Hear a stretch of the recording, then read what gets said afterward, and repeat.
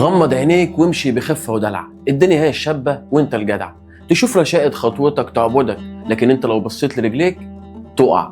وعجبي اهلي وحبايبي واصحابي، خليني اقول لكم ان انا محمل برسالة. الناس اللي من جيل التسعينات اللي زي حالاتي واللي قبل كده هيفهموا الرسالة دي كويس، جين زي ممكن ما يفهمناش.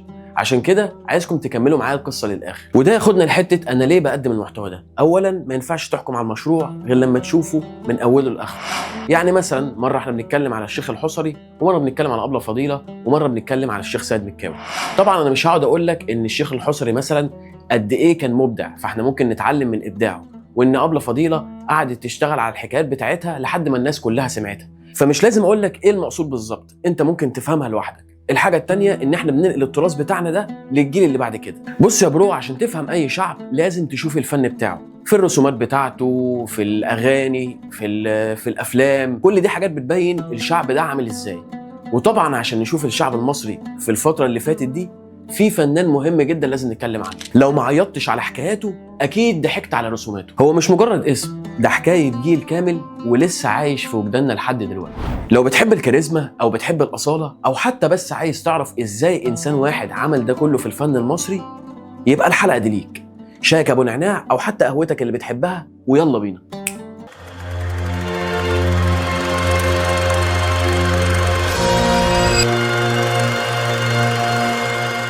حكايتنا بتبدأ في 25 ديسمبر 1930 في حي شبرا العريق بالقاهرة. صلاح جاهين بيتولد في بيت كله خير وأصول. أبوه المستشار بهجت حلمي جاهين قاضي كبير، وكان نفسه يشوف ابنه في مكانة كبيرة. لكن صلاح كان ليه سكة تانية خالص. موهبته الفنية كانت باينة زي الشمس، كان بيحب الرسم والكتابة، وكلامه بيوزن ذهب. دخل حقوق عشان يرضى ابوه، لكن قلبه دايما كان متعلق بالفرشه والقلم اللي بيقدر بيهم يرسم الام الناس واحلامهم. صلاح كان فاهم ان الفن مش رفاهيه، دي طريقه واسلوب حياه. مع بدايات الخمسينات قرر صلاح جاهين يبدا رحلته الفنيه، وبسرعه البرق موهبته ابتدت تبان وتبرز نفسها في الصحافه المصريه. رسوماته في روز اليوسف وصباح الخير كانت بتخليك تفكر وتضحك في نفس الوقت. من ضمن الكلمات اللي قالها صلاح جاهين: ايديا في جيوبي وقلبي يطرب، سارح في غربة بس مش مغترب، وحدي لكنه وانسان وماشي كده، ببتعد معرفش او بقترب. اسمع من الكينج احسن. ايديا في جيوبي وقلبي يضرب، سارح في غربة بس مش مغترب. فنان شامل، في الشعر تلاقيه، في الرسم تلاقيه. كان عنده طريقة عجيبة يقول بيها أصعب الكلام ويوصله لك بذكاء فطري. مع انتقاله للأهرام كاريكاتيره بقى حاجة أساسية لكل مصري. الناس بقت بتستناه كل صبح عشان تشوف كاريكاتيره ايه النهارده، ايه القضية اللي هيسلط الضوء عليها النهارده. كان عنده حس فكاهي مصري أصيل، يقدر يقلب لك الجد ضحك، ينتقد اللي مش عاجبه بأسلوب محترم ولذيذ. صلاح جاهين ببساطة بقى لسان الشعب، بيعرف يترجم أمالهم وألمهم، أحلامهم وخيبتهم، في خطوط بسيطة وكلمات قليلة لكنها ذات معنى عميق. كان قمة إبداعه، والجوهرة اللي بتزين تاجه هي الرباعيات اللي كل الناس أجمعت عليها. لا تجبر الإنسان ولا تخيره، يكفيه ما فيه من عقل بيحيره، اللي النهاردة بيطلبه ويشتهيه هو اللي بكرة هيشتهي يغيره. وعجبي الرباعيات دي مش مجرد قصايد، دي دروس حياة، تأملات في الوجود.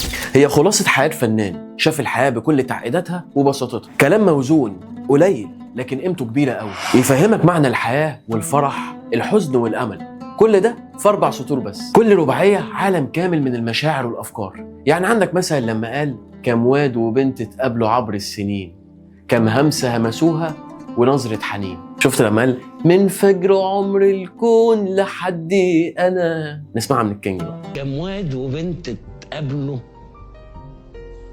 عبر السنين، كم همسة همسوها ولمسة حنين.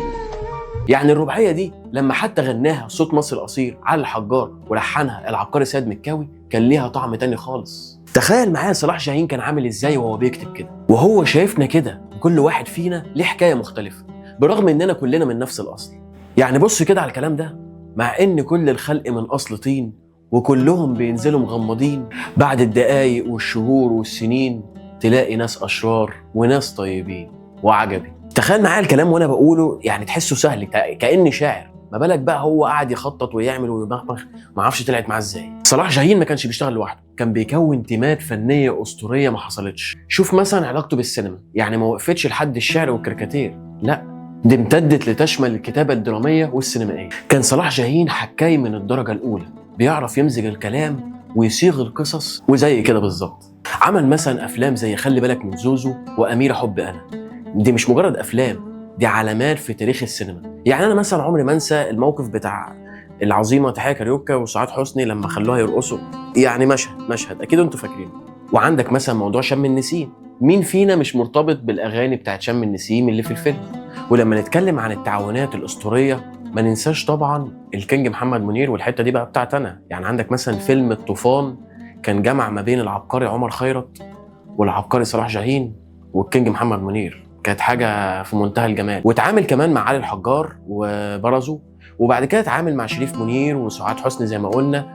أعرف عيون هي الجمال والحسن، وأعرف عيون تاخد القلوب بالحضن. الدنيا ربيع والجو بديع قفل. صلاح جاهين كان بيشوف المواهب اللي حواليه ويحتضنها ويزقها لقدام. ما ينفعش نتكلم عن صلاح جاهين وما نتكلمش عن وطنيته، ده جزء اصيل فيه. يعني مثلا لما قال على اسم مصر، على اسم مصر التاريخ يقدر يقول ما شاء، انا مصر عندي احب واجمل الاشياء. كان فنان وطني حتى النخاع، وارتبط قلبه بتراب الوطن. ثورة يوليو والزعيم جمال عبد الناصر كانوا مصدر إلهام كبير ليه، فكتب أغاني كتير خلدت اسم مصر وحب الوطن، وزرعت روح الفخر والاعتزاز في قلوب الملايين. لكن زي أي مصري أصيل، هزيمة 67 كانت زي طعنة في قلبه، خرجت الألم ده في قصيدة اسمها تراب دخان. والقصيدة دي كانت بتعبر عن وجع وخيبة جيل كامل، وعن الأمل اللي لسه المصريين بيتشبثوا بيه رغم كل شيء. خليني أقول لك يا برو إن صلاح جاهين هنا ما كانش شاعر، كان ضمير أمة بيعكس ألمها وأملها. وعلى النقيض من الحزن اللي عاشه صلاح جاهين، في نفس الوقت كان صانع للسعادة والبهجة. وما تنساش تحفته الفنية الخالدة الليلة الكبيرة، أشهر أوبريت عرايس في مصر اللي عمله مع الشيخ سيد مكاوي، اللي عملنا عنه حلقة لازم تخش تشوفها. مين فينا ما حفظش أغانيها وشاف عروسة المولد والمطرب الشعبي والأراجوز وطار في الهوا شاشي وانت ما تدراشي، حمص حمص ده اللي ما يرقص عم يرقص ويقول أنا كده، أنا شجيع السيمة أبو شنب الريمة. عمل فني متكامل بيضحك الصغير والكبير وبيفرح قلب كل مصري، بيجسد روح الموالد والاحتفالات الشعبية المصرية الأصيلة. عمل جمع ما بين بساطة الأداء وعمق المضمون عشان يفضل رمز للفرحة في ذاكرة الأجيال. صلاح جاهين ما كانش مجرد فنان منعزل، كان صاحب وصديق لكل مصري. كلامه كان بسيط وعفوي وبيوصل للقلب على طول. كان بيفهم الناس البسطاء ويتكلم بلسانهم ويحس مشاعرهم، بيعبر عن أفراحهم وأطراحهم، لأنه كان عنده قدرة في ترجمة المشاعر المركبة في لغة بسيطة. عشان كده الناس لقبوه بفيلسوف البسطاء وشاعر الناس. هستأذن حضرتك وحضرتك لو ليك ذكرى معينة مع الفنان صلاح جاهين تكتب لنا في الكومنتات. وحتى بعد ما فات سنين طويلة على رحيله في 21 إبريل 1986، وبعد معاناة طويلة مع الاكتئاب، لسه ذكراه عايشة في قلوبنا وعقولنا. التلفزيون عمل مسلسل عن رباعياته، وجوجل احتفل بذكرى ميلاده عشان توصل أعماله لأجيال جديدة وتعيش معانا. ودينا بنكمل الدور وبنعمل حلقات عنه. صلاح جاهين فنه لسه مؤثر وكلامه لسه حي، بيتردد صداه في كل بيت وكل شارع مصري. صلاح جاهين ساب لنا كنز من الفن والأدب، مكتبة كاملة من الضحك والدمعة والفكر. كلامه ورسمه وأغانيه وأفلامه هتفضل تعيش وتعلمنا وتفرحنا أجيال ورا أجيال. صلاح جاهين صوت مصر. استنى رايح فين؟ لو عجبتك الحلقة اعمل لايك وسبسكرايب وفعل زر الجرس عشان يجيلك حكايات تانية، وطبعا شوف الحلقات القديمة. واستنونا في حلقة جديدة وحكاية فنان مصري أصيل من صوت مصر.